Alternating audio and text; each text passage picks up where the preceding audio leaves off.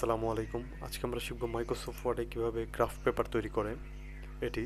এই জন্য আমরা প্রথমে পেজ লেআউটে যাব, তারপর আমরা মার্জিনে যাব, তারপর ন্যারো, ওপরে 0.5 ইঞ্চি, নিচে বটমে 0.5 ইঞ্চি, লেফট রাইট 0.5 ইঞ্চি, এটাতে ক্লিক করব।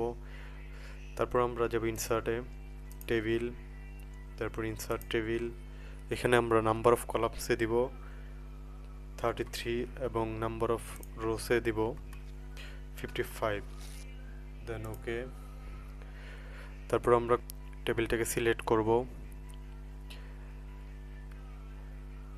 তারপর সিলেক্ট করার পর এখানে বর্ডারে যাব, বর্ডার থেকে বর্ডারস অ্যান্ড শেডিং, এখানে আমরা কালারসে যাব, কালারে গ্রাফ কালারটা সিলেক্ট করব, দেন ওকে। তারপর আমরা দেখব মাইক্রোসফট ওয়ার্ডে গ্রাফ পেপারটা তৈরি হয়ে গেছে।